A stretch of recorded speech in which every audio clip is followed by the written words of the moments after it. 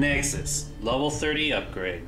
Today I'm going to be installing RPM's rear A-arms for the Bandit. This of course was donated to me by Coyote0976. Thanks again, man. Now guys, I already have the RPM for the front, but we need it for the rear, so let's go ahead and get these installed. The rear A-arms are actually rather tricky to get off, mainly due to the fact of this pin. When you try to pull it out, it gets blocked by the wheelie bar, and on this side, it's blocked by the motor as well. So what I'm going to have to do is remove the wheelie bar and the motor. So I might as well start by removing the rear tires. Once you remove the 4mm nut, you're just going to pull the tire off. And be careful because there is an axle pin in here that can easily fall out. In fact, I highly suggest that you just pull it out of the axle and set that off to the side. You don't want to lose this. There's also a Teflon washer on there that can sometimes fall off, even though the chances of that happening are pretty low. So the first step is I'm going to go ahead and remove the axle carrier. The axle carrier is only held into the A-arm with one pin. Once you get the pin out of the way, you can see that the axle easily lifts off. Next up, I need to detach the shock from the A-arm. It's held in with one screw. Once you're done with that, it's time to go ahead and take off the wheelie bar. The wheelie bar is held in with 3 screws. There's one on this side and 2 on this side. With the wheelie bar out of the way, you can reach this pin and remove it. Once that pin's out, the A-arm will fall right on off. And now you can go ahead and do a quick comparison to the new ones. And as you can see, RPM, as always, has a sleeker design to it. So let's go ahead and get it installed.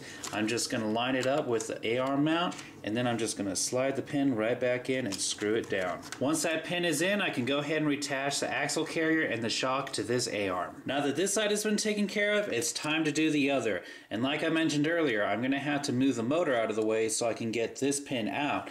So in order to do that, I'm going to have to start off by taking off the gear cover. It's held in with 2 screws, one on top and one on bottom. Once the gear cover is out of the way, you can see where the motor is mounted onto the transmission. It's held in with 2 screws. All you have to do is take those 2 out. And don't worry about removing the pinion gear. You don't need to do that. Now you should have no problem moving the motor out of the way to get this pin out.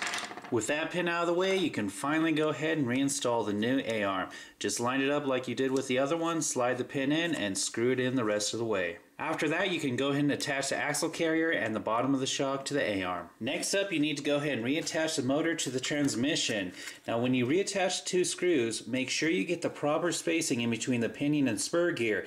They cannot be too close together, otherwise they're going to grind, and they can't be too far apart, otherwise you're going to strip your spur gear. Using a thin piece of paper in between the 2 gears is a good way to measure it out. Now you can go ahead and reattach the gear cover. Remember, the 2 screws that you removed, they're different sizes. One's longer than the other. The longer one goes up top and the shorter one goes on the bottom. Now it's time to go ahead and reattach the wheelie bar. You'll see that it slides right onto the base of the chassis, and there's 3 screws that hold it in.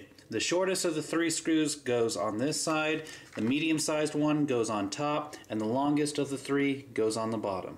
All that's left is reattaching the tire. Remember, a Teflon washer goes on first, and then you got to make sure that you have this little axle pin. It has to be even on each side. Then on the tire, you'll see that there is a groove for that pin to sit on. So just go ahead and slide the tire on and reattach the 4mm nut. Here's before. And here is after. It does look better, but guys, it's the quality I'm going for. Thanks a ton, Coyote, for this awesome donation. And that was a level 30 upgrade for Nhexus. Next up, I need to detach the bottom of the saw off of a saw. I so messed that up. With the gear cover out of the way, you can see where the motor is mounted to the mounted. Once the gear cover is out of the way, you can see where the motor is mounted. I said mounted again. Oh, please don't do this to me.